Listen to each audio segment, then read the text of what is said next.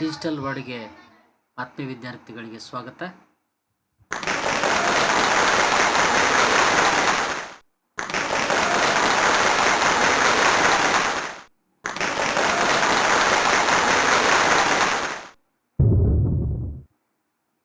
ಭಾರತಕ್ಕೆ ಯುರೋಪಿಯನ್ನರ ಆಗಮನ.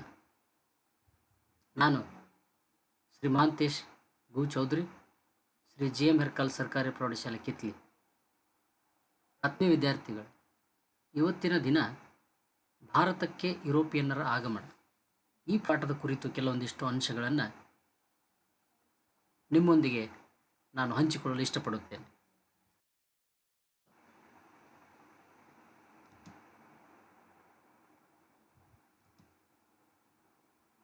ಈ ಪಾಠದಲ್ಲಿ ನಾವು ತಿಳಿತಕ್ಕಂಥ ಅಂಶಗಳೇನು, ಮೊದಲಿಗೆ ಆ ಎಲ್ಲ ಅಂಶಗಳನ್ನು ಒಂದು ಸಲ ನೋಡಿಕೊಂಡು ಬರೋಣ.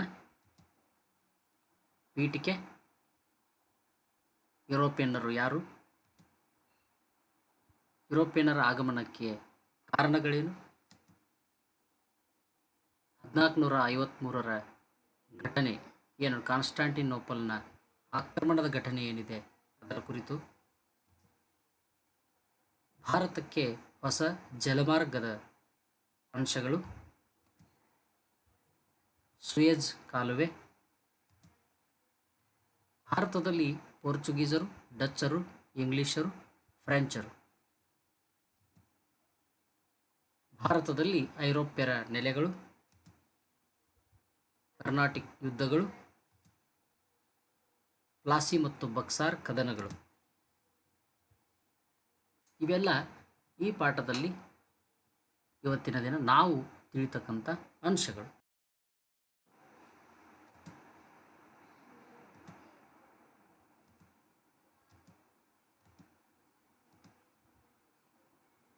ಭಾರತಕ್ಕೆ ಯುರೋಪಿಯನ್ನರ ಆಗಮನ.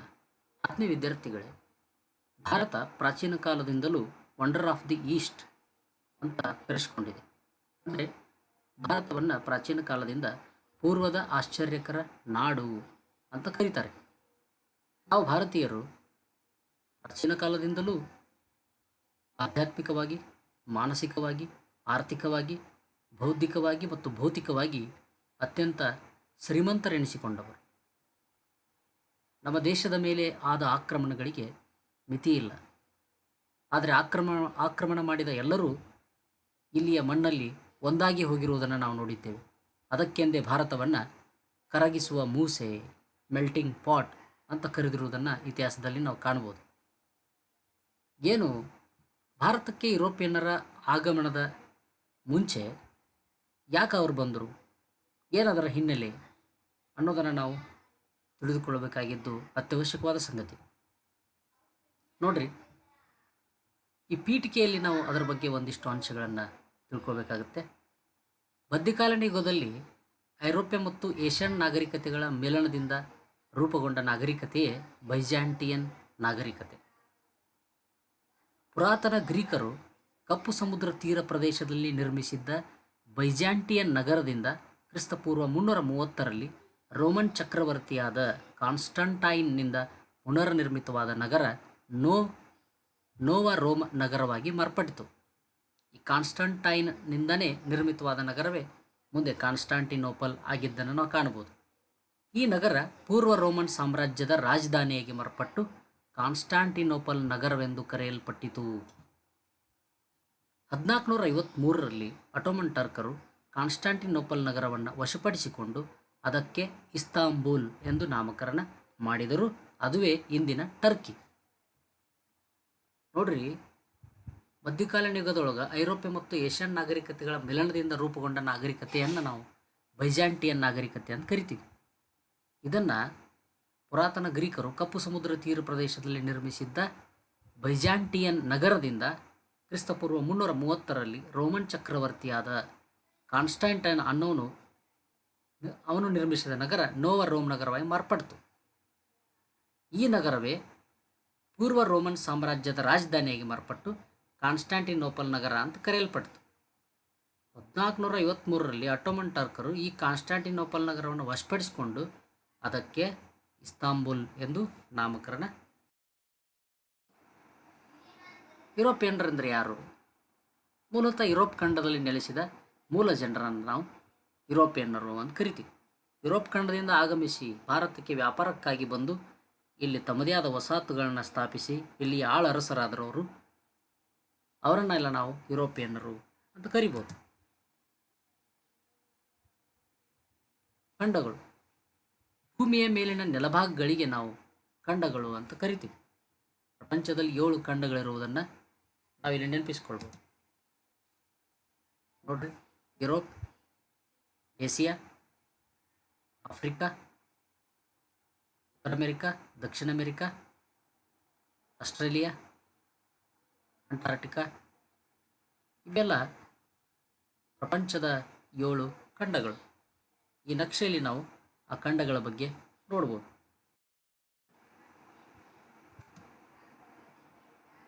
ಪ್ರಪಂಚದ ಭೂಪಟದಲ್ಲಿ ಯುರೋಪ್ ನೋಡ್ರಿ, ಪ್ರಪಂಚದ ಭೂಪಟದಲ್ಲಿ ನಾವು ಈ ಯುರೋಪ್ ಖಂಡವನ್ನು ಇಲ್ಲಿ ಕಾಣ್ಬೋದು. Asia, Africa, north America, south America, ಎಲ್ಲ ಆಸ್ಟ್ರೇಲಿಯಾ, ಅಂಟಾರ್ಟಿಕಾ.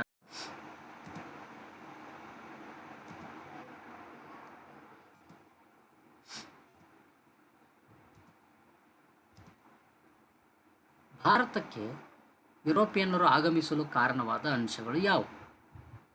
ನೋಡ್ರಿ, ಭಾರತದ ಸಾಂಬಾರು ಪದಾರ್ಥಗಳಾದ ಏಲಕ್ಕಿ, ಮೆಣಸು, ದಾಲ್ಚಿನ್ನಿ, ಜೀರಿಗೆ ಮುಂತಾದ ವಸ್ತುಗಳು ನಮ್ಮಲ್ಲಿ ಹೇರಳವಾಗಿ ದೊರೆಯುತ್ತಿದ್ದು ಅವುಗಳಿಗೆ ಯುರೋಪ್ನಲ್ಲಿ ಭಾಳ ಬೇಡಿಕೆ ಇತ್ತು. ಈ ಕಾರಣದಿಂದ ಯುರೋಪ್ ಭಾರತ ಮತ್ತು ಇತರ ಏಷ್ಯಾದ ದೇಶಗಳೊಂದಿಗೆ ವ್ಯಾಪಾರ ಸಂಪರ್ಕವನ್ನು ಬೆಳೆಸಿತ್ತು. ಅಂದರೆ ನಮ್ಮಲ್ಲಿನ ಸಾಂಬಾರು ಪದಾರ್ಥಗಳಿಗೆ ಯುರೋಪಿನಲ್ಲಿ ಭಾರಿ ಬೇಡಿಕೆ ಇದ್ದ ಕಾರಣ ಯುರೋಪ್ ಪ್ರಾಚೀನ ಕಾಲದಿಂದಲೂ ಭಾರತ ಮತ್ತು ಇತರ ಪೌರಾತ್ಯ ರಾಷ್ಟ್ರಗಳೊಡನೆ ಏಷ್ಯಾದ ದೇಶಗಳೊಂದಿಗೆ ವ್ಯಾಪಾರ ಸಂಪರ್ಕವನ್ನು ಬೆಳೆಸಿತ್ತು. ಹಾಗಾದರೆ ವ್ಯಾಪಾರ ಯಾವ ರೀತಿ ನಡೀತಿತ್ತು ಅದನ್ನು ನೋಡೋಣ. ಏಷ್ಯಾದ ಸರಕುಗಳನ್ನು ಅರಬ್ ವರ್ತಕರು ಏನು ಮಾಡ್ತಾಯಿದ್ರು, ಪೂರ್ವ ರೋಮನ್ ಸಾಮ್ರಾಜ್ಯದ ರಾಜಧಾನಿಯಾದ ಕಾನ್ಸ್ಟಾಂಟಿನೋಪಲ್ ನಗರಕ್ಕೆ ತಲುಪಿಸ್ತಿದ್ರು. ಅಲ್ಲಿಂದ ಇಟಲಿಯ ವರ್ತಕರು ಅವುಗಳನ್ನು ಕೊಂಡು ಯುರೋಪಿನ ದೇಶಗಳಲ್ಲಿ ಮಾರುತ್ತಿದ್ದರು. ಈ ಕಾರಣದಿಂದ ಕಾನ್ಸ್ಟಾಂಟಿನೋಪಲ್ ಅಂತಾರಾಷ್ಟ್ರೀಯ ವ್ಯಾಪಾರ ಕೇಂದ್ರವಾಗಿ ಯುರೋಪಿನ ವ್ಯಾಪಾರದ ಹೆಬ್ಬಾಗಿಲು ಎಂದು ಪ್ರಖ್ಯಾತಿ ಪಡೆದಿತ್ತು. ಹೀಗೆ ಏಷ್ಯಾದ ವ್ಯಾಪಾರದ ಮೇಲೆ ಅರಬ್ಬರು ಮತ್ತು ಯುರೋಪಿನ ವ್ಯಾಪಾರದ ಮೇಲೆ ಇಟಲಿಯ ವರ್ತಕರು ಏಕಸ್ವಾಮ್ಯವನ್ನು ಸಾಧಿಸಿದ್ದರು. ಏಷ್ಯಾದ ಸರಕುಗಳನ್ನು ಅರಬ್ ವರ್ತಕರು ಕೊಂಡುಕೊಂಡು ಪೂರ್ವ ರೋಮನ್ ಸಾಮ್ರಾಜ್ಯದ ರಾಜಧಾನಿಯಾದ ಕಾನ್ಸ್ಟಾಂಟಿನೋಪಲ್ ನಗರಕ್ಕೆ ತಲುಪಿಸ್ತಿದ್ರು. ಅಲ್ಲಿಂದ ಇಟಲಿಯ ವರ್ತಕರು ಅವುಗಳನ್ನು ಕೊಂಡು ಯುರೋಪಿನ ದೇಶಗಳಲ್ಲಿ ಮಾರಾಟ ಮಾಡ್ತಿದ್ದರು. ಈ ಕಾರಣದಿಂದ ಏನಾಗಿತ್ತು, ಕಾನ್ಸ್ಟಾಂಟಿನೋಪಲ್ನನ್ನು ಅಂತಾರಾಷ್ಟ್ರೀಯ ವ್ಯಾಪಾರ ಕೇಂದ್ರ, ಯುರೋಪಿನ ವ್ಯಾಪಾರದ ಹೆಬ್ಬಾಗಿಲು ಅಂತ ಕರೀತಿದ್ರು. ಆ ರೀತಿ ಅದು ಪ್ರಖ್ಯಾತಿಯನ್ನು ಪಡೆದಿತ್ತು. ಮುಂದಿನ ಹಂತದಲ್ಲಿ ನಾವು ಹೋಗೋಣ. ಈ ಹಂತದಲ್ಲಿ ನಾವು ಯಾವ ಅಂಶಗಳನ್ನು ತಿಳ್ಕೊತೀವಿ ಅಂದರೆ 1453ರ ಇತಿಹಾಸದ ಘಟನೆ. ಏನಿದು 1453ರ ಇತಿಹಾಸದ ಘಟನೆ? 1453ರ ಇತಿಹಾಸದ ಘಟನೆ ಯುರೋಪ್ ಮತ್ತು ಏಷ್ಯಾದ ಪ್ರಮುಖ ವ್ಯಾಪಾರ ವಿನಿಮಯ ಕೇಂದ್ರವಾಗಿದ್ದ ಕಾನ್ಸ್ಟಾಂಟಿನೋಪಲ್ ನಗರವನ್ನು ಅಟೋಮನ್ ಟರ್ಕರು ವಶಪಡಿಸ್ಕೊಳ್ತಾರೆ. ಇದರಿಂದ ಕಾನ್ಸ್ಟಾಂಟಿನೋಪಲ್ ಮೂಲಕ ಇರತಕ್ಕಂಥ ಎಲ್ಲ ವ್ಯಾಪಾರ ಮಾರ್ಗಗಳು ಟರ್ಕರ ವಶವಾಗುತ್ತವೆ. ಈ ನಗರದ ಮೂಲಕ ವ್ಯಾಪಾರ ಮಾಡುವ ವರ್ತಕರಿಗೆ ಟರ್ಕರು ಅಧಿಕ ತೆರಿಗೆ ವಿಧಿಸಲು ಆರಂಭಿಸ್ತಾರೆ.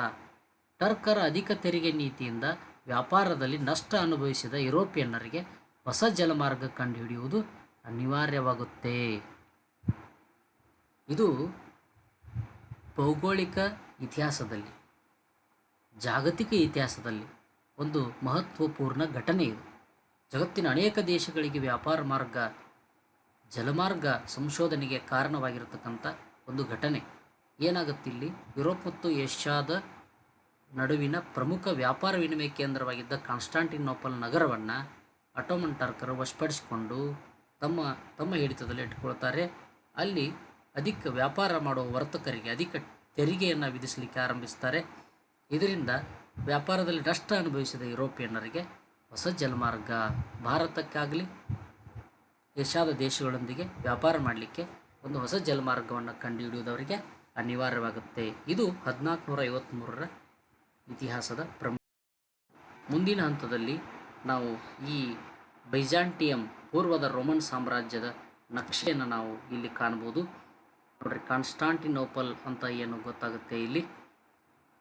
ಇದು ಈ ಪ್ರದೇಶ ಬೈಜಾಂಟಿಯನ್ ಎಂಪೈರ್, ಬೈಜಾಂಟಿಯಂ ಸಾಮ್ರಾಜ್ಯದ ನಕ್ಷೆಯನ್ನು ನಾವು ಈ ಒಂದು ಚಿತ್ರದಲ್ಲಿ ಅಥವಾ ನಕ್ಷೆಯಲ್ಲಿ ಬೈಜಾಂಟಿಯಂ ಸಾಮ್ರಾಜ್ಯದ ಚಿತ್ರವನ್ನು ನಾವಿಲ್ಲಿ ಕಾಣಬಹುದು. ಪ್ರಪಂಚದ ನಕ್ಷೆಯಲ್ಲಿ ಬೈಜಾಂಟಿಯಂ ಸಾಮ್ರಾಜ್ಯ, ರೋಮನ್ ಸಾಮ್ರಾಜ್ಯ, Byzantine, Islamic world, Mongol Andes ಪರ್ವತಗಳಾಗಲಿ, ಈ ಒಂದು ನಕ್ಷೆಯಲ್ಲಿ ನಾವು ಬೈಜಾಂಟಿಯಂ ಸಾಮ್ರಾಜ್ಯವನ್ನು ಇಲ್ಲಿ ಏನು ನೀಲಿ ಗೆರೆಯಲ್ಲಿ ಗುರುತಿಸಲಾಗಿದೆ, ಇಲ್ಲಿ ನಾವು ಅದನ್ನು ಕಾಣ್ಬೋದು.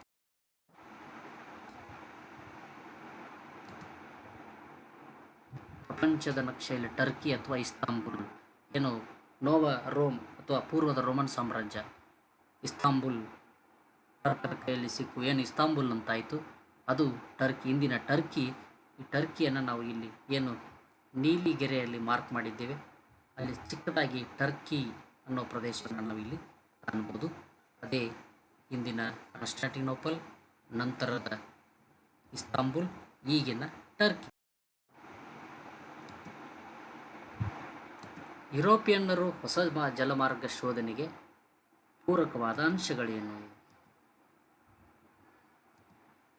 ನೋಡ್ರಿ, ಇಟಲಿಯ ವ್ಯಾಪಾರಿಗಳ ಆಧಿಪತ್ಯ ಮುರಿಯಲು ಸ್ಪೇನ್ ಮತ್ತು ಪೋರ್ಚುಗಲ್ನ ರಾಜರು ನಾವಿಕರ ತರಬೇತಿ ಶಾಲೆಗಳನ್ನು ತೆರೆದು ಪ್ರೋತ್ಸಾಹಿಸಿದರು. ಉದಾಹರಣೆಗೆ ರಾಜ ಹೆನ್ರಿ ದಿ ನ್ಯಾವಿಗೇಟರ್ ಅಂದರೆ ನೌಕಾಪ್ರವೀಣ ಅಂದ್ರೆ ಅವನೇನು ನೌಕೆಯಲ್ಲಿ ಪ್ರಯಾಣ ಮಾಡಿ ಪ್ರವೀಣನಾಗಲಿಲ್ಲ. ನೌಕೆಯಲ್ಲಿ ಪ್ರಯಾಣ ಮಾಡುವವರಿಗೆ ತರಬೇತಿ ನೀಡುವುದಕ್ಕೋಸ್ಕರ ಲಿಸ್ಬನ್ ಎಂಬಲ್ಲಿ ಒಂದು ನೌಕಾ ಶಾಲೆಯನ್ನು ತೆರೀತಾನೆ. ಅದಕ್ಕಾಗಿ ನಾವಿಕರಿಗೆ ಆತ ತರಬೇತಿಯನ್ನು ಕೊಡಲಿಕ್ಕೆ ಪ್ರೋತ್ಸಾಹ ನೀಡಿದ್ದರಿಂದ, ತರಬೇತಿ ಶಾಲೆಯನ್ನು ತೆರೆದಿದ್ದರಿಂದ ಅವನಿಗೆ ಏನಂತ ಕರೀತಾರೆ? ಹೆನ್ರಿ ದಿ ನ್ಯಾವಿಗೇಟರ್ ಅಂತ ಕರೀತಾರೆ. ಇದು ಒಂದನೇ ಅಂಶ, ಯುರೋಪಿಯನ್ನರು ಹೊಸ ಜಲಮಾರ್ಗ ಶೋಧನೆಗೆ ಪೂರಕವಾದ ಅಂಶಗಳಲ್ಲಿ ಒಂದನೇ ಅಂಶ. ಎರಡನೇದ್ದೇನು? ಸಮುದ್ರಯಾನಕ್ಕೆ ಬೇಕಾದ ಹಡಗು ನಿರ್ಮಾಣ ಕಲೆ ಆರಂಭವಾಗಿದ್ದು. ಅಂದರೆ ಸಮುದ್ರಯಾನ ಮಾಡಬೇಕಾದ್ರೆ ಹಡಗು ಬೇಕೇ ಬೇಕು, ಅದರ ನಿರ್ಮಾಣ ಕಲೆ ಆರಂಭವಾಗಿತ್ತು. ಇನ್ನು ಮೂರನೇದ್ದು, ಹೊಸ ವೈಜ್ಞಾನಿಕ ಸಾಧನಗಳಾದ ದಿಕ್ಸೂಚಿ, ಆಸ್ಟ್ರೋಲೋಬ್, ಸಿಡಿಮದ್ದು ಸಮುದ್ರಯಾನಕ್ಕೆ ಇವು ಪೂರಕವಾಗಿ ಸಹಕಾರಿಯಾಗಿ ಮಾರ್ಪಟ್ಟ ಕಾರಣ ಈ ಎಲ್ಲ ಅಂಶಗಳು ಯುರೋಪಿಯನ್ನರು ಹೊಸ ಜಲಮಾರ್ಗ ಶೋಧನೆಗೆ ಪೂರಕವಾದ ಅಂಶಗಳಾದವು. ಮುಂದಿನ ಹಂತದಲ್ಲಿ ಹೋಗೋದಾದರೆ ಭಾರತಕ್ಕೆ ಹೊಸ ಜಲಮಾರ್ಗ. ಭಾರತಕ್ಕೆ ಹೊಸ ಜಲಮಾರ್ಗ ಹೆಂಗೆ ಕಂಡು ಬಂತು? 1453ರಲ್ಲಿ ಅಟೋಮನ್ ಟರ್ಕರು ಕಾನ್ಸ್ಟಾಂಟಿನೋಪಲ್ ನಗರವನ್ನು ವಶಪಡಿಸಿಕೊಂಡು ವ್ಯಾಪಾರಿ ಭೂಮಾರ್ಗವನ್ನು ಮುಚ್ಚುತ್ತಾರೆ. ಈ ಘಟನೆಯನ್ನು ನಾವು ಇತಿಹಾಸದಲ್ಲಿ ಸ್ಥಿತ್ಯಂತರದ ಘಟನೆ ಎಂದು ಬಣ್ಣಿಸ್ತೀವಿ. ಈ ಘಟನೆಯ ನಂತರ ಏನಾಗುತ್ತೆ? ಪೋರ್ಚುಗಲ್ನ ನೆರವಿನಿಂದ ನಾವಿಕ ವಾಸ್ಕೋಡಿಗಾಮ ಲಿಸ್ಬನ್ನಿಂದ ಹೊರಟು ಆಫ್ರಿಕಾದ ಕೇಪ್ ಆಫ್ ಗುಡ್ ಹೋಪ್ ಭೂಶಿರವನ್ನು ಬಳಸಿಕೊಂಡು ಭಾರತದ ಪಶ್ಚಿಮ ಕರಾವಳಿ ತೀರದ ಕಲ್ಲಿಕೋಟೆಯ ಸಮೀಪದ ಕಾಪ್ಪಡ್ ಎಂಬಲ್ಲಿಗೆ ಬಂದು ತಲುಪ್ತಾನೆ. ಆ ಮೂಲಕ ಭಾರತ ಹಾಗೂ ಯುರೋಪ್ ನಡುವೆ ಹೊಸ ಜಲಮಾರ್ಗ ಕಂಡುಹಿಡಿಯುವಲ್ಲಿ ಆತ ಯಶಸ್ವಿಯಾಗ್ತಾನೆ. ಇವನಿಗಿಂತ ಮುಂಚೆ ಬಾರ್ತಲೋಮಿಯಾ ಡಯಾಜ್ ಅನ್ನೋನು ಭಾರತಕ್ಕೆ ಜಲಮಾರ್ಗ ಕಂಡುಹಿಡಿಯಲು ಬಂದಿದ್ದರೂ ಕೂಡ ದಕ್ಷಿಣ ಆಫ್ರಿಕಾದ ಭೂಶಿರಕ್ಕೆ ಬಂದಾಗ, ಕೇಪ್ ಆಫ್ ಗುಡ್ ಹೋಪ್ ಭೂಶಿರಕ್ಕೆ ಬಂದಾಗ ಅಲ್ಲಿ ಅತ್ಯಂತ ಹೆಚ್ಚಿನ ಬಿರುಗಾಳಿ ಬೀಸಿದ್ದರಿಂದ ಮುಂದೆ ಹೋಗ್ಲಿಕ್ಕೆ ಸಾಧ್ಯ ಇಲ್ಲ ಅಂತ ಆತ ಏನು ಮಾಡ್ತಾನೆ? ಆ ಕೇಪ್ ಆಫ್ ಗುಡ್ ಹೋಪ್ ಭೂಶಿರವನ್ನು ಕೇಪ್ ಆಫ್ ಸ್ಟಾರ್ಮ್, ಬಿರುಗಾಳಿಯ ಭೂಶಿರ ಅಂತ ಕರೆದು ಹೊಳ್ಳಿ ತನ್ನ ದೇಶಕ್ಕೆ ಹೋಗ್ತಾನೆ. ಅವನ ನಂತರ ವಾಸ್ಕೋಡಿಗಾಮ ಅದೇ ಮಾರ್ಗವನ್ನು ಬಳಸಿಕೊಂಡು ಭಾರತದ ಕೇರಳದ ಕಲ್ಲಿಕೋಟೆಯ ಕಾಪ್ಪಡ್ ಎಂಬಲ್ಲಿಗೆ ಬಂದು ಮೊಟ್ಟ ಮೊದಲಿಗೆ ಭಾರತಕ್ಕೆ ಜಲಮಾರ್ಗ ಕಂಡುಹಿಡಿದ ವ್ಯಕ್ತಿಯಾಗಿ ಇತಿಹಾಸದಲ್ಲಿ ಗುರುತಿಸಲ್ಪಡ್ತಾನೆ. ವಾಸ್ಕೋಡಿಗಾಮ ಕಂಡುಹಿಡಿದ ಈ ಜಲಮಾರ್ಗ ಸುಮಾರು ವರ್ಷಗಳ ಕಾಲ ಭಾರತ ಹಾಗೂ ಯುರೋಪ್ ನಡುವೆ ವ್ಯಾಪಾರ ಮಾರ್ಗವಾಗಿ ಮಾರ್ಪಡ್ತು. ಪೋರ್ಚುಗಲ್ ಲಿಸ್ಬನ್ನಿಂದ ಹೊರಟು ದಕ್ಷಿಣ ಆಫ್ರಿಕಾದ ಕೇಪ್ ಆಫ್ ಗುಡ್ ಹೋಪ್ ಭೂಶಿರವನ್ನು ಬಳಸಿಕೊಂಡು ಅರಬ್ಬಿ ಸಮುದ್ರದ ಮೂಲಕ ಭಾರತಕ್ಕೆ ಆತ ಬಂದಿರ್ತಾನೆ. ಈ ಜಲಮಾರ್ಗ ಬಹಳಷ್ಟು ವರ್ಷಗಳ ಕಾಲ ಏನಾಗಿತ್ತು? ಪ್ರಮುಖ ವ್ಯಾಪಾರ ಮಾರ್ಗವಾಗಿ ಸಹಾಯಕವಾಗಿತ್ತು. ಭಾರತ ಮತ್ತು ಯುರೋಪ್ ನಡುವೆ ವ್ಯಾಪಾರ ಮಾರ್ಗವಾಗಿ ಮಾರ್ಪಡ್ತು. ಹೀಗೆ ಭಾರತದೊಂದಿಗೆ ಮರು ವ್ಯಾಪಾರ ಸಂಬಂಧವನ್ನು ಸ್ಥಾಪಿಸಿದ ಯುರೋಪಿಯನ್ನರಲ್ಲಿ ಪೋರ್ಚುಗೀಸರು ಮೊದಲಿಗರಾದರು. ಭಾರತಕ್ಕೆ ಬಂದ ಮೊದಲ ಯುರೋಪಿಯನ್ನರು ಕೂಡ ಪೋರ್ಚುಗೀಸರು. ಮುಂದಿನ ಹಂತಕ್ಕೆ ಹೋಗೋಣ ವಿದ್ಯಾರ್ಥಿಗಳೇ. ನೋಡ್ರಿ, ಇದು ವಾಸ್ಕೋಡಿಗಾಮ ಭಾರತಕ್ಕೆ ಬಂದ ಜಲಮಾರ್ಗ. ಈ ಚಿತ್ರದಲ್ಲಿ ನೀವು ನೋಡಬಹುದು, ಪೋರ್ಚುಗಲ್ನ ಲಿಸ್ಬನ್ನಿಂದ ಆತ ಹೊರಟು ದಕ್ಷಿಣ ಆಫ್ರಿಕಾದ ಕೇಪ್ ಆಫ್ ಗುಡ್ ಹೋಪ್ ಭೂಸೇರವನ್ನು ಬಳಸಿಕೊಂಡು ಭಾರತದಲ್ಲಿ ಅರಬ್ಬಿ ಸಮುದ್ರದ ಮೂಲಕ ಗೋವಾ, ಕೇರಳದ ಕ್ಯಾಲಿಕಟ್ಗೆ ಬಂದು ಆತ ತಲುಪ್ತಾನೆ. ಆತ ಬಂದಾಗ ಕೇರಳದ ಕ್ಯಾಲಿಕಟ್ನಲ್ಲಿ ಜಾಮೋರಿನನ್ನು ದೊರೆ ಆಳ್ವಿಕೆ ಮಾಡ್ತಿರ್ತಾನೆ. ಭಾರತೀಯರು ವಾಸ್ಕೋಡಿಗಾಮನ ವೇಷಭೂಷಣವನ್ನು ನೋಡಿ ನಕ್ಕಿರ್ತಾರೆ. ಆತ ತಂದಿರತಕ್ಕಂಥ ವಜ್ರವನ್ನು ಕಂಡು ಕೂಡ ಭಾರತದವರು ನಕ್ಕಿರ್ತಾರೆ. ಯಾಕಂತಂದರೆ ಅದಕ್ಕಿಂತ ಅಮೂಲ್ಯವಾದ, ಅದಕ್ಕಿಂತಲೂ ಸುಂದರವಾದ ವಜ್ರ ವೈಡೂರ್ಯಗಳು ನಮ್ಮಲ್ಲಿ ಭಾಳಷ್ಟು ಇರ್ತಾವೆ. ಆದ ಕಾರಣ ಆತ ಒಂದು ರೀತಿ ಹಾವಾಡಿಗನಂತೆ ಕಂಡು ಬಂದಿರ್ತಾನಾಗ. ಆದರೆ ಆತ ತುಂಬ ಜಾಣ. ಮರಳಿ ಹೋಗಬೇಕಾದ ಸಂದರ್ಭದಲ್ಲಿ ತನ್ನ ಪ್ರಯಾಣದ ಶೇಕಡ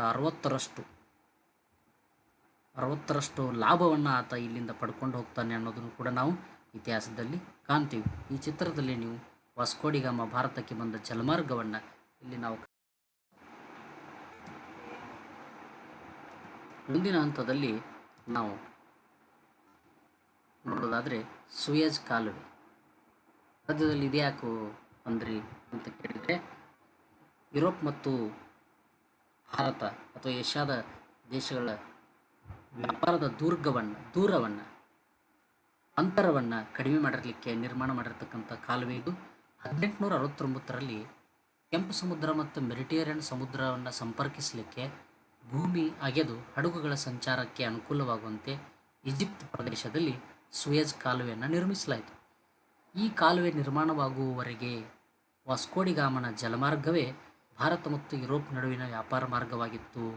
ನಾವು ಗಮನಿಸಬೇಕಾದ ಅಂಶ ಇಲ್ಲಿ ಅಂದರೆ 1869ರವರೆಗೂ ಸೂಯಜ್ ಕಾಲುವೆ ನಿರ್ಮಾಣ ಆಗುವವರೆಗೂ ಭಾರತ ಮತ್ತು ಯುರೋಪ್ ನಡುವೆ ಯಾವುದು ಜಲಮಾರ್ಗ ಆಗಿತ್ತು? ಇದು ಭಾರತ ಮತ್ತು ಯುರೋಪ್ ನಡುವೆ ವಾಸ್ಕೋಡಿಗಾಮ ಕಂಡುಹಿಡಿದಿರ್ತಕ್ಕಂಥ ಜಲಮಾರ್ಗವೇ ವ್ಯಾಪಾರ ಮಾರ್ಗವಾಗಿತ್ತು. ವಾಸ್ಕೋಡಿಗಾಮನ ಜಲಮಾರ್ಗದ ಮುಖಾಂತರ ಮುಂಬೈ ಮತ್ತು ಲಂಡನ್ ನಡುವಿನ ಜಲಮಾರ್ಗದ ದೂರ 10,800 ನಾಟಿಕಲ್ ಮೈಲು ದೂರ. ಆದರೆ ಸೂಯಜ್ ಕಾಲುವೆಯ ನಿರ್ಮಾಣದ ನಂತರ ಈ ದೂರ 6,200 ನಾಟಿಕಲ್ ಮೈಲು ದೂರಕ್ಕೆ ಸೀಮಿತವಾಯಿತು. ಅಂದರೆ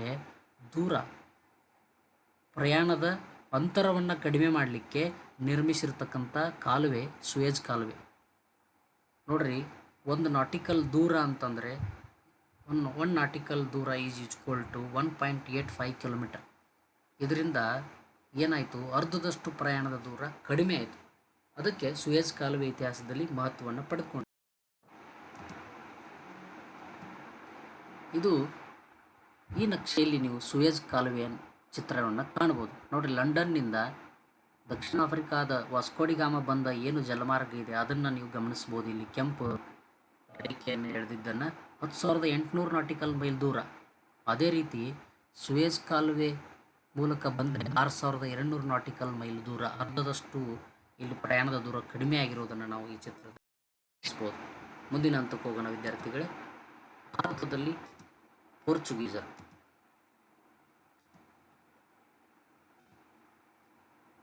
ಭಾರತಕ್ಕೆ ಬಂದ ಮೊದಲ ಹಾಗೂ ಕೊನೆಯ ಯುರೋಪಿಯನ್ನರೆಂದರೆ ಪೋರ್ಚುಗೀಸರು. ಗೋವಾ ಭಾರತದಲ್ಲಿ ಪೋರ್ಚುಗೀಸರ ರಾಜಧಾನಿಯಾಗಿತ್ತು.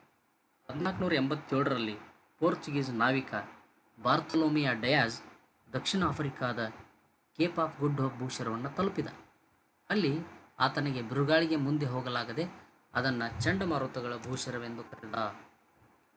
ನಂತರ ವಾಸ್ಕೋಡಿಗಾಮ 1497ರಲ್ಲಿ ಪೋರ್ಚುಗಲ್ನ ಲಿಸ್ಬನ್ನಿಂದ ಹೊರಟು 1498ರಂದು ಭಾರತದ ಕಲ್ಲಿಕೋಟೆಯ ಬಳಿಯ ಕಾಪ್ಪಡ್ ಎಂಬಲ್ಲಿ ಬಂದು ತಲುಪಿದ. ಅಲ್ಲಿನ ಕಲ್ಲಿಕೋಟೆಯ ಹಿಂದೂ ದೊರೆ ಜಾಮೋರಿನ್ ಇವನನ್ನು ಬರಮಾಡಿಕೊಂಡನು. ವಾಸ್ಕೋಡಿಗಾಮನ ನಂತರ ಫ್ರಾನ್ಸಿಸ್ಕೋ ಡಿ ಅಲ್ಮೇಡ ಬರ್ತಾನೆ. ಈತ ಪೋರ್ಚುಗೀಸರ ಮೊಟ್ಟ ಮೊದಲ ವೈಸ್ರಾಯ್ ಆಗಿ ಭಾರತಕ್ಕೆ ಬಂದ. ಭೂಮಿಯ ಮೇಲಿನ ಆಧಿಪತ್ಯಕ್ಕೆ ಬದಲಾಗಿ ನೌಕಾಶಕ್ತಿಯನ್ನು ಬಲಪಡಿಸುವ ನೀಲಿ ನೀರಿನ ನೀತಿಯನ್ನು ಈತ ಜಾರಿಗೆ ತಂದು ಇತಿಹಾಸದಲ್ಲಿ ಪ್ರಸಿದ್ಧನಾಗಿದ್ದಾನೆ. ಬ್ಲೂ ವಾಟರ್ ಪಾಲಿಸಿ ಅಂತ ಕರೀತಾರೆ. ಏನು ಹಂಗಂದರೆ ಇದನ್ನು ಒಂದು ಅಂಕಕ್ಕೆ ಭಾಳಷ್ಟು ಸಲ ಎಕ್ಸಾಮ್ನಲ್ಲಿ ಕೇಳಿದ್ದನ್ನು ನಾವು ನೋಡ್ಬೋದು. ನೀಲಿ ನೀರಿನ ನೀತಿ ಅಂದರೆ ಭೂಮಿಯ ಮೇಲಿನ ಆಧಿಪತ್ಯಕ್ಕೆ ಬದಲಾಗಿ ನೌಕಾಶಕ್ತಿಯನ್ನು ಬಲಪಡಿಸುವ ನೀತಿಯನ್ನು ನಾವು ನೀಲಿ ನೀರಿನ ನೀತಿ ಅಂತ ಕರಿತೀವಿ. ಇದನ್ನು ಜಾರಿಗೆ ತಂದವನು ಫ್ರಾನ್ಸಿಸ್ಕೋ ಡಿ ಅಲ್ಮೇಡ. ಜಾಮೋರ್ ಮುಂದೆ ಏನಾಯಿತು, ಆಶ್ರಯ ಕೊಟ್ಟಿರ್ತಕ್ಕಂಥ ದೊರೆ ಜಾಮೋರಿನನ್ನೇ ಪೋರ್ಚುಗೀಸರು, ಜಾಮೋರಿನ್ ಗುಜರಾತಿನ ರಾಜ ಹಾಗೂ ಈಜಿಪ್ಟ್ನ ರಾಜರ ಒಕ್ಕೂಟ ಸೈನ್ಯವನ್ನು ಡಿಯು ಬಳಿಯ ನೌಕಾಕದನದಲ್ಲಿ ಈತ ಸೋಲಿಸ್ತಾನೆ. ಜಾಮೋರಿನ್ ದೊರೆ ಪೋರ್ಚುಗೀಸರ ಕೈಯಲ್ಲಿ ಸೋತೋಗ್ತಾನೆ. ಅಲ್ಫಾನ್ಸೋ ಡಿ ಅಲ್ಬುಕರ್ಕ್ ನೋಡ್ರಿ, ಪೋರ್ಚುಗೀಸರ ಎರಡನೇ ವೈಸ್ರಾಯ್, ಭಾರತದಲ್ಲಿ ಪೋರ್ಚುಗೀಸ್ ಸಾಮ್ರಾಜ್ಯದ ನಿಜವಾದ ಸ್ಥಾಪಕ ಅಂತ ಈತನ್ನು ಕರೀತಾರೆ. 1510ರಲ್ಲಿ ಈತ ಬಿಜಾಪುರದ ಸುಲ್ತಾನ್ನಿಂದ, ಏನು ಯೂಸುಫ್ ಆದಿಲ್ ಶಾ ಏನಿರ್ತಾನೆ ಬಿಜಾಪುರದ ಸುಲ್ತಾನ, ಆತನಿಂದ ಗೋವಾವನ್ನು ವಶಪಡಿಸಿಕೊಂಡು ಗೋವಾವನ್ನು ಆಡಳಿತ ಕೇಂದ್ರವಾಗಿ ಪರಿವರ್ತಿಸ್ತಾನೆ. ಒಂದು ಶತಮಾನದ ಕಾಲ ಭಾರತದ ವ್ಯಾಪಾರದ ಮೇಲೆ ಏಕಸ್ವಾಮ್ಯ ಹೊಂದಿದ್ದ ಪೋರ್ಚುಗೀಸರು ಡಚ್ ಮತ್ತು ಇಂಗ್ಲಿಷರ ಆಗಮನದ ನಂತರ ರಾಜಕೀಯವಾಗಿ ಕಳೆಗುಂತಾರೆ. ಗೋವಾ, ಡಿಯು, ಡಮನ್, ಸಾಲ್ಸೆಟ್, ಬೆಸ್ಸಿನ್, ಕಲ್ಲಿಕೋಟೆ, ಕೊಚ್ಚಿನ್, ಸೇಂಟ್ ಥೋಮ್ಗಳು ಇವರ ವ್ಯಾಪಾರಿ ಕೋಟೆಗಳಾಗಿದ್ದವು. ವಾಸ್ಕೋ ಡಿ ಗಾಮ ಪೋರ್ಚುಗೀಸ್ ವೈಸ್ರಾಯ್ಗಳಲ್ಲಿ ಮುಖ್ಯವಾಗಿ ಮೊದಲಿಗೆ ಬರ್ತಕ್ಕಂಥವನು ವಾಸ್ಕೋ ಡಿ. ನಂತರದಲ್ಲಿ ನೀವು ಈ ಚಿತ್ರದಲ್ಲಿ ಫ್ರಾನ್ಸಿಸ್ಕೋ ಡಿ ಅಲ್ಮೇಡ ಮತ್ತು ಅಲ್ಫಾನ್ಸೋ ಡಿ ಅಲ್ಬುಕರ್ಕ್ ಇವರನ್ನು ನಾವು ಪೋರ್ಚುಗೀಸ್ ವೈಸ್ರಾಯ್ಗಳನ್ನು ನಾವಿಲ್ಲಿ ಕಾಣ್ಬೋದು.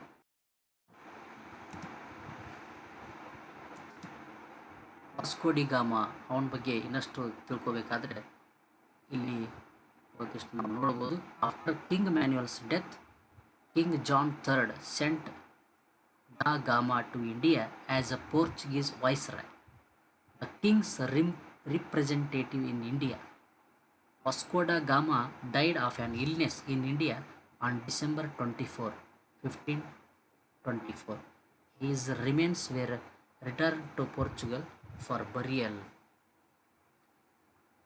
ಕಿಂಗ್ ಮ್ಯಾನ್ಯುಯಲ್ನ ಮರಣದ ನಂತರ ಮೂರನೇ ಜಾನ್ ದೊರೆ ಏನು ಮಾಡ್ತಾನೆ, ಭಾರತಕ್ಕೆ ಪೋರ್ಚುಗೀಸ್ ವೈಸ್ರಾಯಾಗಿ ವಾಸ್ಕೋ ಡಿ ಗಾಮನನ್ನು ತನ್ನ ರಾಜಪ್ರತಿನಿಧಿಯಾಗಿ ಭಾರತಕ್ಕೆ ಕಳಿಸ್ತಾನೆ.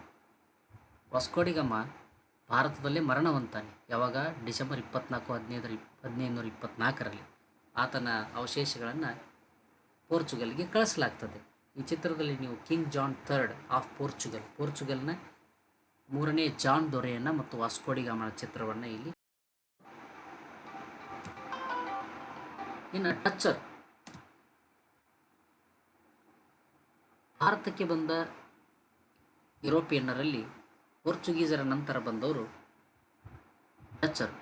ಡಚ್ಚರು ಹಾಲೆಂಡ್ ಅಥವಾ ನೆದರ್ಲ್ಯಾಂಡ್ ದೇಶದವರು. ಅವರ ರಾಜಧಾನಿ ಭಾರತದಲ್ಲಿ ಪುಲಿಕಾಟ್. ಪೂರ್ವ ದೇಶಗಳಲ್ಲಿ ವ್ಯಾಪಾರ ನಡೆಸುವ ಉದ್ದೇಶದಿಂದ ಸಾಮಾನ್ಯ ಶಕ 1602ರಲ್ಲಿ ಯುನೈಟೆಡ್ ಈಸ್ಟ್ ಇಂಡಿಯಾ ಕಂಪನಿ ಸ್ಥಾಪನೆ ಆಗುತ್ತೆ. ಭಾರತ, ಜಾವಾ, ಸುಮಾತ್ರ, ಇಂಡೋನೇಷ್ಯಾ ಈ ಎಲ್ಲ ಸಾಂಬಾರು ಪ್ರಸಿದ್ಧ ಸ್ಥಳಗಳಿಗೆ ಡಚ್ಚರು ಪ್ರವೇಶ ಮಾಡ್ತಾರೆ. 1596ರಲ್ಲಿ ಕಾರ್ಲೆನಿಯಸ್ ಹೌಟ್ಮನ್ ಎಂಬ ಡಚ್ ವರ್ತಕ ಭಾರತಕ್ಕೆ ಬಂದಿದ್ದ. ಭಾರತದಲ್ಲಿ ಸೂರತ್, ಬ್ರೋಚ್, ಕ್ಯಾಂಬೆ, ಕೊಚ್ಚಿನ್, ನಾಗಪಟ್ಟಣಂ, ಮಚಿಲಿಪಟ್ಟಣಂ, ಚಿನ್ಸೂರು ಮೊದಲಾದ ಕಡೆಗಳಲ್ಲಿ ತಮ್ಮ ವ್ಯಾಪಾರ ಕೋಟೆಗಳನ್ನು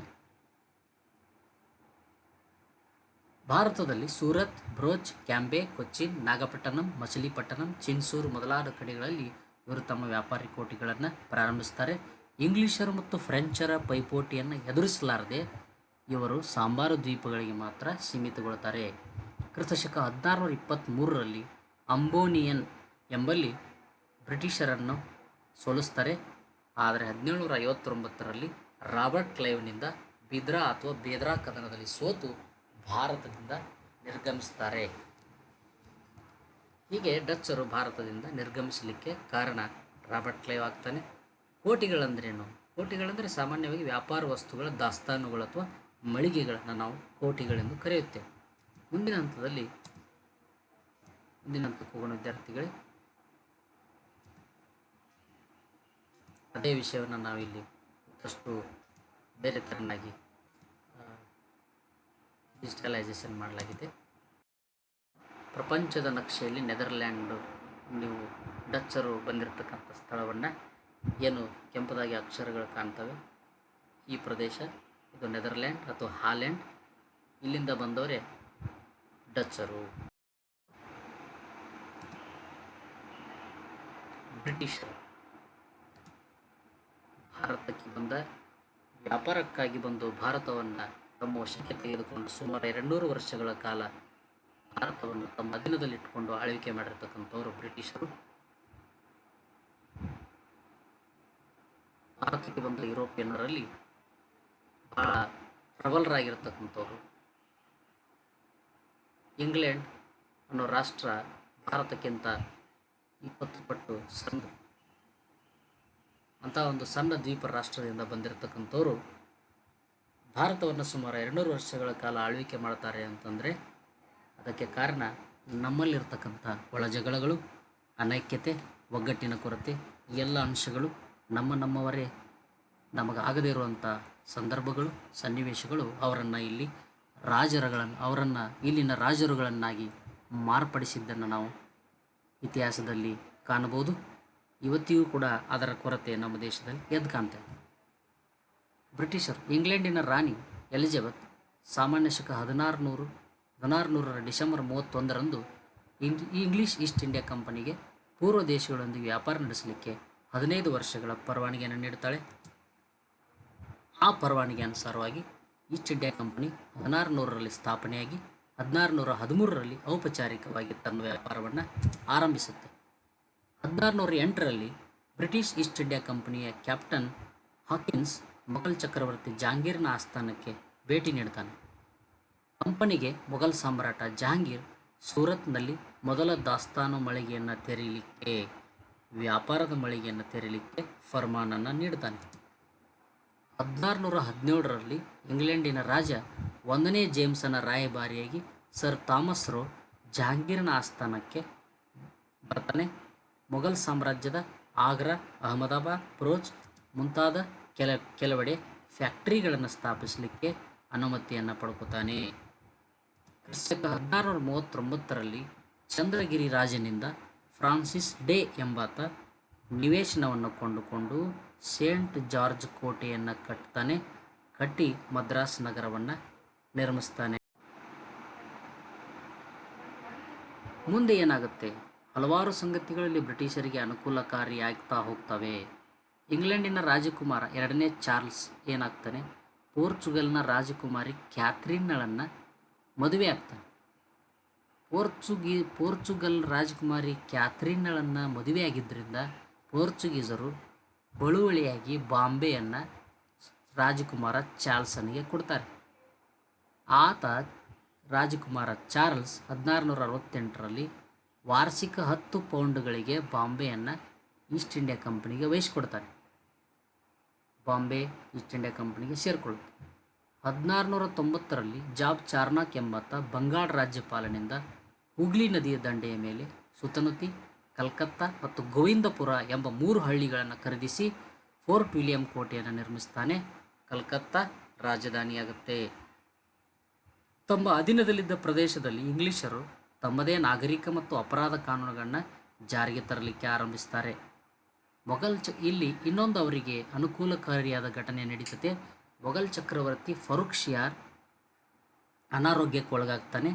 ಆತನ ರೋಗವನ್ನು ವಿಲಿಯಂ ಹ್ಯಾಮಿಲ್ಟನ್ ಎಂಬ ವೈದ್ಯ ಗುಣಪಡಿಸಿದ್ದರಿಂದ ಫರೂಕ್ ಶಿಯಾರ್ ಕಂಪನಿಗೆ ಬಂಗಾಳದಲ್ಲಿ ಸುಂಕರಹಿತ ವ್ಯಾಪಾರಕ್ಕೆ, ಅಂದರೆ ದಸ್ತಕ್ಗಳಿಗೆ ಅನುಮತಿಯನ್ನು ನೀಡ್ತಾನೆ.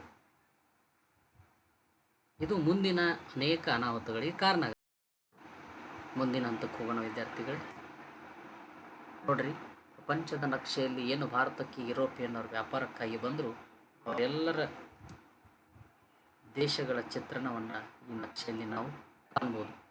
ನೋಡ್ರಿ, ನೀಲಿಯಾದ ಗೆರೆಯಲ್ಲಿ ನಾವು ಮಾರ್ಕ್ ಮಾಡಿದ್ದೀವಿ France, Netherland, United Kingdom, Portugal ಈ ಎಲ್ಲ ಪ್ರದೇಶಗಳನ್ನು ನಾವಿಲ್ಲಿ ಪ್ರಪಂಚದ ನಕ್ಷೆಯಲ್ಲಿ ಕಾಣಬಹುದು. ಇಲ್ಲಿಂದ ಜಲಮಾರ್ಗದ ಮೂಲಕ ಬಂದು ಭಾರತಕ್ಕೆ ಬಂದು ವ್ಯಾಪಾರ ಮಾಡಿರ್ತಕ್ಕಂಥ ಯುರೋಪಿಯನ್ನರು ಇವರೆಲ್ಲ.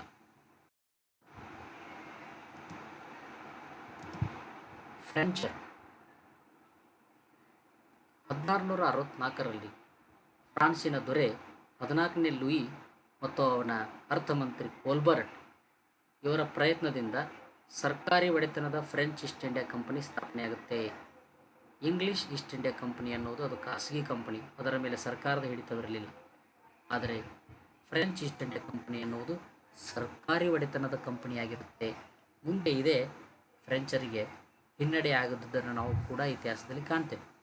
1668ರಲ್ಲಿ ಫ್ರೆಂಚರು ತಮ್ಮ ಪ್ರಥಮ ವ್ಯಾಪಾರ ಮಳಿಗೆಯನ್ನು ಸೂರತ್ನಲ್ಲಿ ಆರಂಭಿಸ್ತಾರೆ.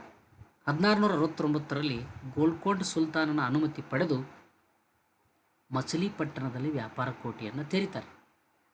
ಮುಂದೆ ಏನಾಗುತ್ತೆ, 1674ರಲ್ಲಿ ವಾಲಿಕೊಂಡಪುರಂನ ಸ್ಥಳೀಯ ಮುಸ್ಲಿಂ ಅಧಿಕಾರಿಯಿಂದ ಒಂದು ಹಳ್ಳಿಯನ್ನು ಪಡೆದು ವ್ಯಾಪಾರ ಕೋಟೆಯನ್ನು ಸ್ಥಾಪಿಸ್ತಾರೆ. ಮುಂದೆ ಅದೇ ಪಾಂಡಿಚೇರಿಯಾಗಿ ಇವರ ರಾಜಧಾನಿಯಾಗುತ್ತೆ. 1746ರಲ್ಲಿ ಪಾಂಡಿಚೇರಿಯ ಗವರ್ನರ್ ಆಗಿ ಬಂದ ಡೂಪ್ಲೆ ಒಬ್ಬ ಮಹತ್ವಾಕಾಂಕ್ಷಿ ಫ್ರೆಂಚ್ ಅಧಿಕಾರಿ. ದಕ್ಷಿಣ ಭಾರತದಲ್ಲಿ ಫ್ರೆಂಚರ ಆಧಿಪತ್ಯ ಸ್ಥಾಪಿಸಲಿಕ್ಕೆ ಆಹ್ವಾನಿಸಿದ ಪ್ರಮುಖ ವ್ಯಕ್ತಿ. ಇದು ಏನಾಗುತ್ತೆ, ಇಂಗ್ಲಿಷರೊಡನೆ ಸಂಘರ್ಷಕ್ಕೆ ಕಾರಣ ಆಗಿ ಕರ್ನಾಟಕ ಯುದ್ಧಗಳಿಗೆ ಕಾರಣ ಆಗುತ್ತೆ. ಮಚಲಿಪಟ್ಟಣ, ಚಂದ್ರನಾಗೂರು, ಪಾಂಡಿಚೇರಿ ಈ ಪ್ರದೇಶಗಳಲ್ಲಿ ವ್ಯಾಪಾರ ಮಳಿಗೆಗಳನ್ನು ಅವರು ಸ್ಥಾಪಿಸ್ತಾರೆ. ನೋಡ್ರಿ, ಈ ನಕ್ಷೆಯಲ್ಲಿ ನಾವು ಈ ಚಿತ್ರದಲ್ಲಿ ಭಾರತದಲ್ಲಿ ಐರೋಪ್ಯರ ನೆಲೆಗಳನ್ನು ನೋಡ್ಬೋದು. ನೋಡ್ರಿ, ಪೋರ್ಚುಗೀಸರು, ಡಚ್ಚರು, ಫ್ರೆಂಚರು, ಬ್ರಿಟಿಷರು ಅವರ ಪ್ರಮುಖ ವ್ಯಾಪಾರ ನೆಲೆಗಳು. ಪೋರ್ಚುಗೀಸರದು ಕಲ್ಲಿಕೋಟೆ, ಗೋವಾ ಅವರ ರಾಜಧಾನಿಯಾಗಿರುತ್ತೆ.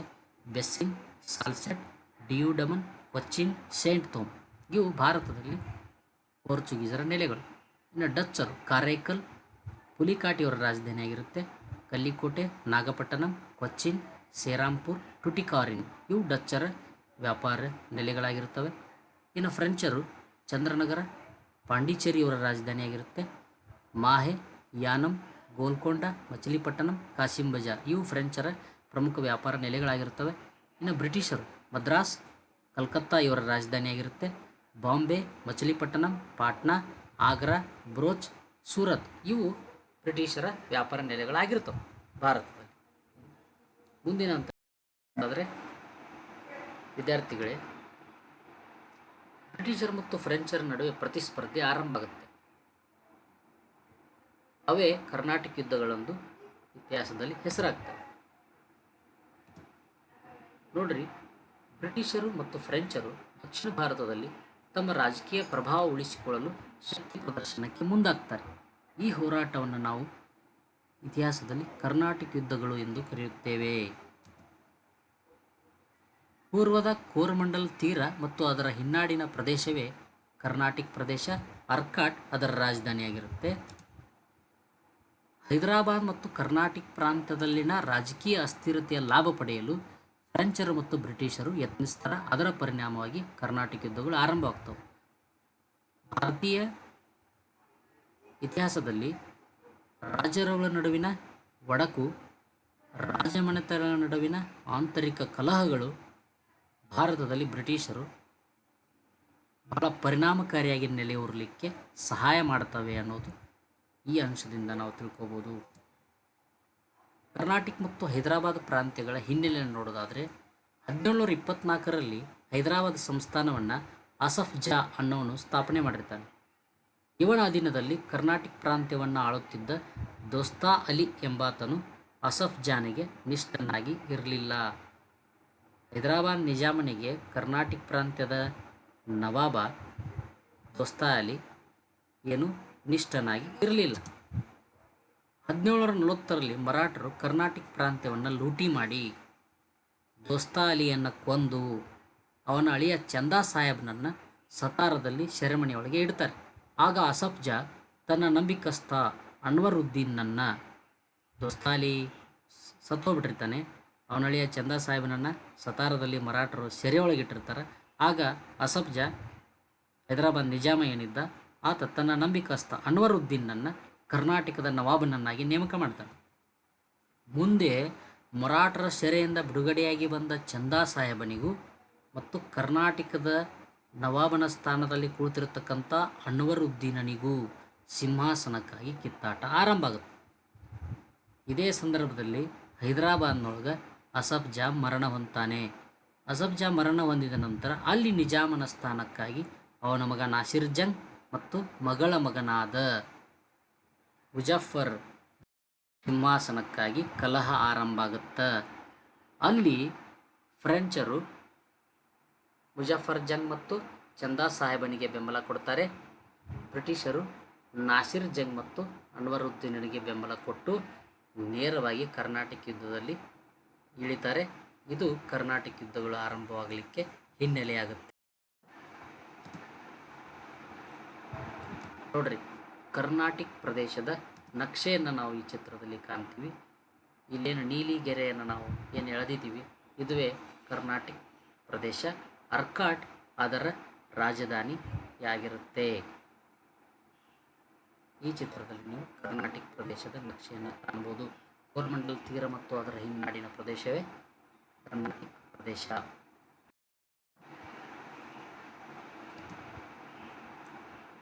ಒಂದನೇ ಕರ್ನಾಟಕ ಯುದ್ಧ. ಒಂದನೇ ಕರ್ನಾಟಕ ಯುದ್ಧ 1746ರಿಂದ 48ರವರೆಗೂ ನಡೀತದೆ. ಏನು ಕಾರಣಗಳೇನಪ್ಪ, ಘಟನೆಗಳೇನು, ಪರಿಣಾಮಗಳೇನು ಅನ್ನೋದನ್ನು ನೋಡೋದಾದರೆ, ಕಾರಣಗಳು ಫ್ರೆಂಚ್ ಸೇನಾ ಮುಖ್ಯಸ್ಥ ಲಾಬೋರ್ಡಿನ ಬ್ರಿಟಿಷರ ಮದ್ರಾಸನ್ನು ವಶಪಡಿಸಿಕೊಂಡದ್ದು. ಎರಡನೇದ್ದು, 1746ರಲ್ಲಿ ಯುರೋಪಿನಲ್ಲಿ ಆಸ್ಟ್ರಿಯಾದ ಉತ್ತರಾಧಿಕಾರಕ್ಕಾಗಿ ಯುದ್ಧ ಆರಂಭ ಆಗುತ್ತೆ. ಅದರ ನೆಪ ಇಟ್ಟುಕೊಂಡು ಭಾರತದಲ್ಲಿ ಕೂಡ ಬ್ರಿಟಿಷರು ಮತ್ತು ಫ್ರೆಂಚರ ನಡುವೆ ಯುದ್ಧ ಆರಂಭ ಆಗುತ್ತೆ. ಇದರಲ್ಲಿ ಈ ಸಂದರ್ಭದಲ್ಲಿ ನಡೆದ ಮುಖ್ಯ ಘಟನೆಗಳೇನು? ಬ್ರಿಟಿಷರು ಅನ್ವರುದ್ದೀನನ ಸಹಾಯ ಕೋರುತ್ತಾರೆ.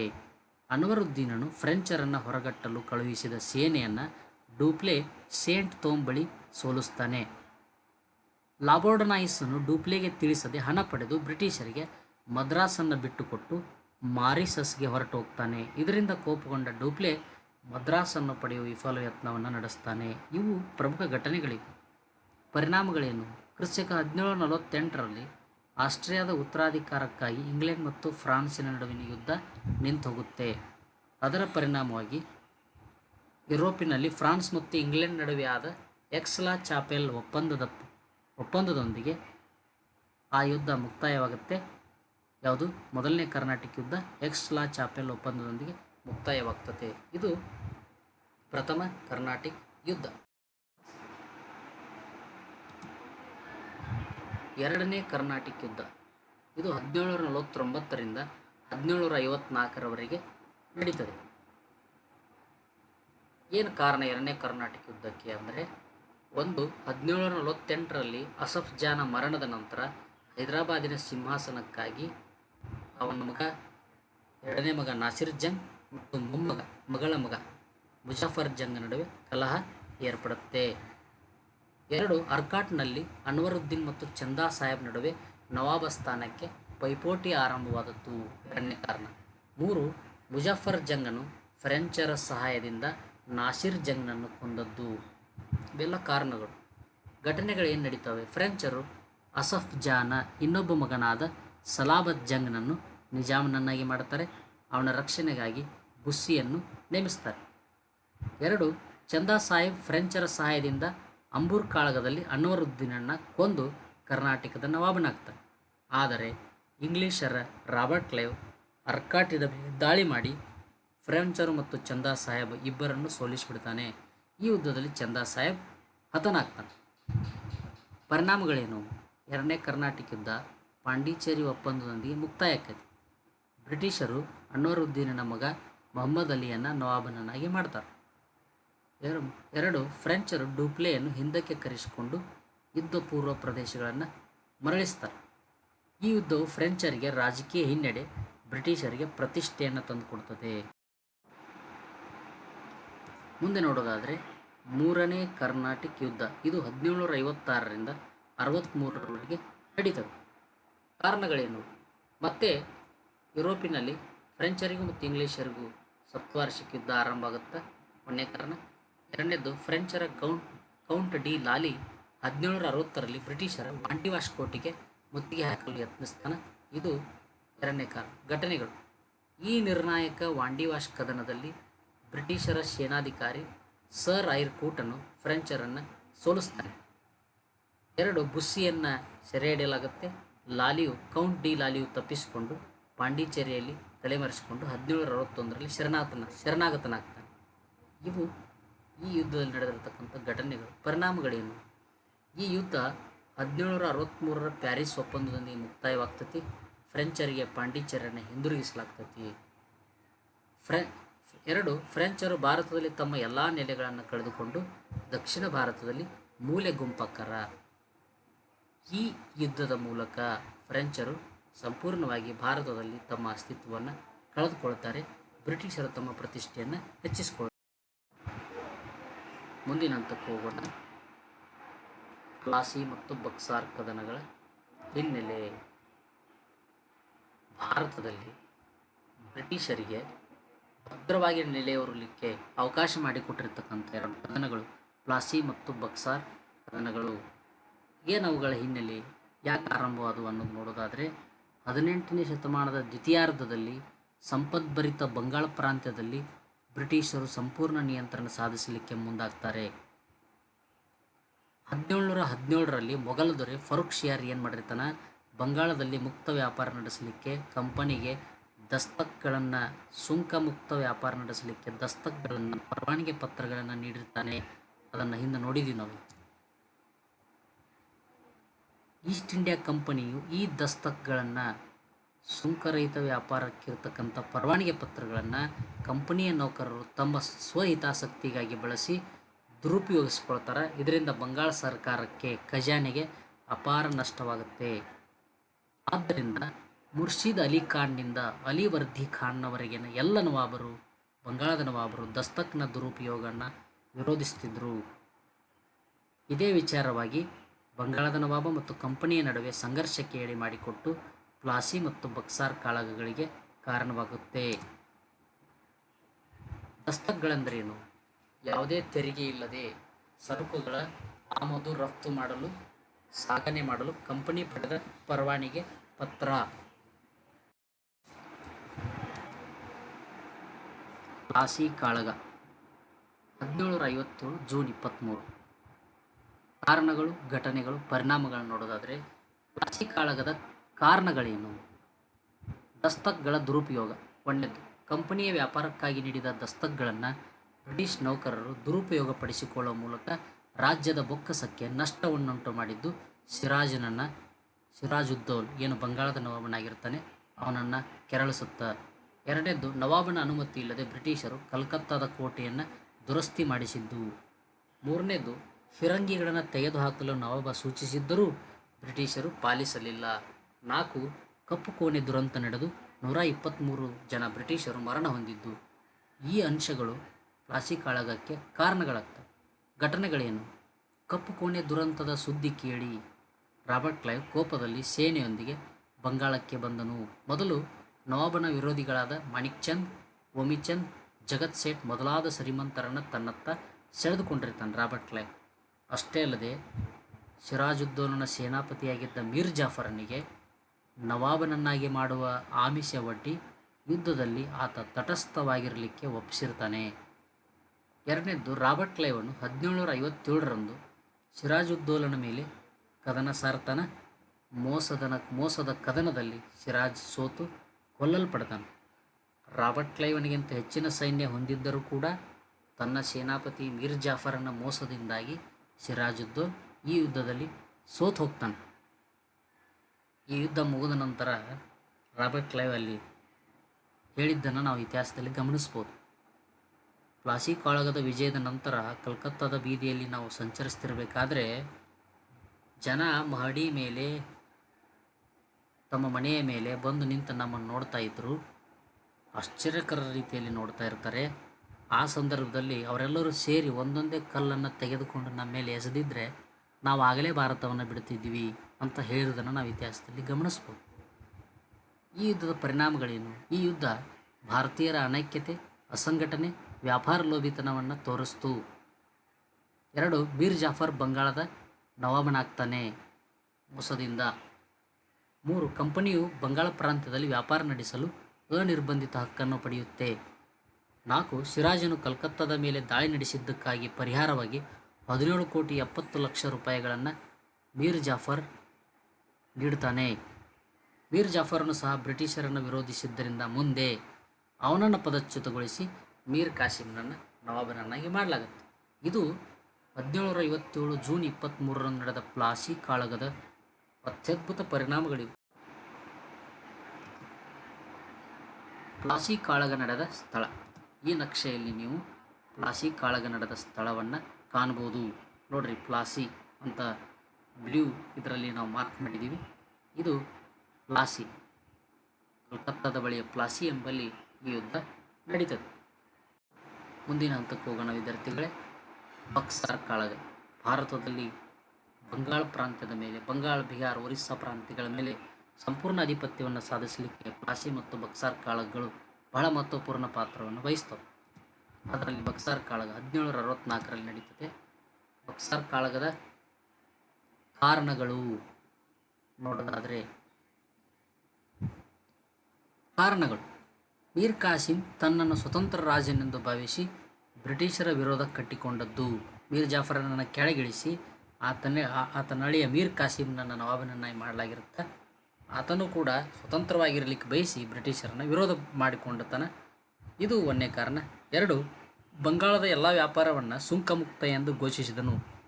ಇದರಿಂದ ಭಾರತೀಯರು ಸಹ ಬ್ರಿಟಿಷರೊಡನೆ ವ್ಯಾಪಾರದಲ್ಲಿ ಸ್ಪರ್ಧೆಗಿಳಿದರು. 3ನೇದು, ಬ್ರಿಟಿಷರು ಮೀರ್ ಕಾಸಿಂನನ್ನು ಕೆಳಗಿಳಿಸಿ ಮೀರ್ ಜಾಫರ್ನನ್ನು ಮತ್ತೆ ನವಾಬನನ್ನಾಗಿ ಮಾಡಿದ್ದು. ಇವೆಲ್ಲ ಬಕ್ಸಾರ್ ಕಾಳಗದ ಕಾರಣಗಳು. ಏನು ನಡೀತಿ ಈ ಕಾಳಗದಲ್ಲಿ? ಬ್ರಿಟಿಷರ ಕುಟಿಲತೆ ಅರಿತಿದ್ದ ಮೀರ್ ಕಾಸಿಂ ಅವರ ವಿರುದ್ಧ ಸಂಘಟನಾತ್ಮಕ ಹೋರಾಟಕ್ಕೆ ಮುಂದಾಗ್ತಾನೆ. ಭಾರತೀಯ ವ್ಯಾಪಾರಿಗಳು, ಕಸುಬುದಾರರು ಮೀರ್ ಕಾಸಿಂನ ಬೆಂಬಲಕ್ಕೆ ನಿಲ್ತಾರೆ. ಮೀರ್ ಕಾಸಿಂ ಏನು ಮಾಡ್ತಾನೆ? ಮೊಘಲ್ ದೊರೆ 2ನೇ ಶಾ ಆಲಂ, ಔಧ್ನ ನವಾಬ ಸುಜಾವುದ್ದೌಲ ಅವರೊಂದಿಗೆ ಮೈತ್ರಿಯನ್ನು ಮಾಡಿಕೊಂಡು ತ್ರಿಕೂಟ ಸೇನೆಯನ್ನು ರಚನೆ ಮಾಡ್ತಾನೆ. ನೇರವಾಗಿ ಯುದ್ಧಕ್ಕಿಳಿತಾರೆ ಈ ತ್ರಿಕೂಟ ಸೇನೆ. ಹೆಕ್ಟರ್ ಮುನ್ರೋ ನೇತೃತ್ವದ ಬ್ರಿಟಿಷ್ ಸೇನೆ ಮೀರ್ ಕಾಸಿಂನ ನೇತೃತ್ವದ ಸಂಯುಕ್ತ ಸೇನೆಯನ್ನು 1764ರಲ್ಲಿ ಬಕ್ಸಾರ್ ಎಂಬಲ್ಲಿ ಸೋಲಿಸುತ್ತೆ. ಮೀರ್ ಕಾಸಿಂ ಸೋತು ಪಲಾಯನ ಮಾಡಿದರೆ ಶಾ ಆಲಂ ಶರಣಾಗತನಾಗ್ತಾನೆ. ಬಕ್ಸಾರ್ ಕಾಳಗದ ಪರಿಣಾಮಗಳೇನು? 2ನೇ ಶಾ ಆಲಂ ಈಸ್ಟ್ ಇಂಡಿಯಾ ಕಂಪನಿಗೆ ಬಂಗಾಳದ ಮೇಲಿನ ದಿವಾನಿ ಹಕ್ಕನ್ನು ನೀಡ್ತಾನೆ. ಮೊಘಲ್ ರಸ 2ನೇ ಶಾ ಆಲಂ, ಔಧ್ನ ನವಾಬ ಸುಜಾವುದ್ದೌಲ, ಬಂಗಾಳದ ಮಾಜಿ ನವಾಬ ಮೀರ್ ಕಾಸಿಂ. ಈ ತ್ರಿಕೂಟ ಸೇನೆ ಸೋತು ಹೋಗ್ತತಿ. 2ನೇ Shah Alam British East India ಕಂಪನಿಗೆ ಬಂಗಾಳದ ಮೇಲೆ ದಿವಾನಿ ಹಕ್ಕನ್ನು ನೀಡ್ತಾನೆ, ಕಂದಾಯ ವಸೂಲಿ ಮಾಡುವ ಹಕ್ಕು. ಇನ್ನು ಶಾ ಆಲಂ ವಾರ್ಷಿಕ 26 ಲಕ್ಷ ರೂಪಾಯಿಗಳನ್ನು ಪಡೆದು ಬಂಗಾಳದ ಮೇಲಿನ ತನ್ನ ಹಕ್ಕನ್ನೆಲ್ಲ ಬಿಟ್ಟುಕೊಡ್ಬೇಕಾಗತ್ತೆ. ಔಧ್ನ ನವಾಬ ಸುಜಾವುದ್ದೌಲ ಕಂಪನಿಗೆ ಯುದ್ಧ ಪರಿಹಾರವಾಗಿ 50 ಲಕ್ಷ ರೂಪಾಯಿಗಳನ್ನು ನೀಡ್ತಾನೆ. ಇದು ಇನ್ನೊಂದು ಪರಿಣಾಮ. 3ನೇದು, ಮೀರ್ ಜಾಫರ್ನ ಮಗನಿಗೆ ವಿಶ್ರಾಂತಿ ವೇತನ ನೀಡಿ ಬಂಗಾಳದ ಪೂರ್ಣ ಆಡಳಿತವನ್ನು ಕಂಪನಿ ನಿರ್ವಹಿಸತೊಡಗುತ್ತೆ. ಈ ಕದನವು ಬ್ರಿಟಿಷರು ಬಂಗಾಳ, ಬಿಹಾರ, ಒರಿಸ್ಸಾದ ಯಜಮಾನರೆಂದು ದೃಢೀಕರಿಸುತ್ತೆ. ಇದು ಬಕ್ಸಾರ್ ಕಾಳಗದ ಪರಿಣಾಮಗಳು. ಮುಂದಿನ ಹಂತದಲ್ಲಿ ನೋಡೋದಾದರೆ, ಬಕ್ಸಾರ್ ಕಾಳಗ ನಡೆದ ಸ್ಥಳವನ್ನು ನೀವು ಈ ನಕ್ಷೆಯಲ್ಲಿ ಕಾಣ್ಬೋದು. ಏನು ನೀಲಿಯಾಗಿ ಎಳೆದಿದ್ದೀವಿ ನೋಡ್ರಿ ಇಲ್ಲಿ. ಈ ಸ್ಥಳಗಳು ಬಕ್ಸಾರ್ ಕಾಳಗ ನಡೆದ ಸ್ಥಳ ಬಕ್ಸಾರ್ ಅಂತ ಇದೆ ಇಲ್ಲಿ. ಬ್ರಿಟಿಷ್ ಟೆರಿಟರಿ ಇನ್ 1765, ಬ್ರಿಟಿಷ್ ಟೆರಿಟರಿ ಇನ್ 1805. ಎಷ್ಟು ವ್ಯತ್ಯಾಸವನ್ನು ನೀವು ಕಾಣ್ತೀರಿ ಈ ಚಿತ್ರದಲ್ಲಿ ಅನ್ನೋದು ಕೂಡ ಅದನ್ನು ತೋರಿಸಿದ್ದಾರೆ. ಅದಕ್ಕೆ ಹೋಗೋದಾದರೆ ದಿವಾನಿ ಮತ್ತು ದ್ವಿಪ್ರಭುತ್ವ ಪದ್ಧತಿ. ದಿವಾನಿ ಮತ್ತು ದ್ವಿಪ್ರಭುತ್ವ ಪದ್ಧತಿ ಏನು? ದಿವಾನಿ ಹಕ್ಕಂದ್ರೇನು? ಭೂ ಕಂದಾಯ ವಸೂಲಿ ಮಾಡುವ ಹಕ್ಕನ್ನು ನಾವು ದಿವಾನಿ ಹಕ್ಕನ್ನು ಕರಿತೀವಿ. 1765ರಲ್ಲಿ ರಾಬರ್ಟ್ ಕ್ಲೈವ್ ಬಂಗಾಳದಲ್ಲಿ ದ್ವಿಪ್ರಭುತ್ವವನ್ನು ಜಾರಿಗೆ ತರ್ತಾನೆ. ಬ್ರಿಟಿಷರು ಭೂ ಕಂದಾಯ ವಸೂಲಿ ಮಾಡುವ ಮತ್ತು ನವಾಬ ಕೇವಲ ಆಡಳಿತಾತ್ಮಕ ಕಾರ್ಯನಿರ್ವಹಿಸುವ ಪದ್ಧತಿಯೇ ದ್ವಿಪ್ರಭುತ್ವ. ಸೊ ಇಲ್ಲಿಯವರೆಗೆ ನಾವು ಭಾರತಕ್ಕೆ ಯುರೋಪಿಯನ್ನರ ಆಗಮನ ಪಾಠದ ಕೆಲವೊಂದಿಷ್ಟು ಅಂಶಗಳನ್ನು ನಾನು ನನಗೆ ತಿಳಿದ ಮಟ್ಟಿಗೆ ಹಂಚಿಕೊಂಡಿದ್ದೇನೆ. ಕೇಳಿದ್ದಕ್ಕಾಗಿ ನಿಮಗೆಲ್ಲರಿಗೂ ಧನ್ಯವಾದಗಳು. ಎಲ್ಲರಿಗೂ ಇದು ತಲುಪುವಂತೆ ಎಲ್ಲರಿಗೂ ನಿಮ್ಮ ಸ್ನೇಹಿತರಲ್ಲಿ ಇದನ್ನು ಹಂಚಿಕೊಳ್ಳಿ. ಅಂದರೆ ಇನ್ನೊಂದಿಷ್ಟು ಅಂಶಗಳು ಅವರು ತಿಳಿದುಕೊಳ್ಳುವಂತಾಗಲಿ, ನನಗೂ ಕೂಡ ಮುಂದಿನ ಕೆಲಸಕ್ಕೆ ಇದು ಸಹಕಾರಿಯಾಗುತ್ತೆ ಅಂತ ಹೇಳ್ತಾ ಧನ್ಯವಾದಗಳು. Knowledge is power. ಸಾಕ್ರೆಟಿಸ್ ಹೇಳಿರೋ ಪ್ರಕಾರ ಜ್ಞಾನ ಅನ್ನೋದು ಶಕ್ತಿ. ನಮಸ್ಕಾರ.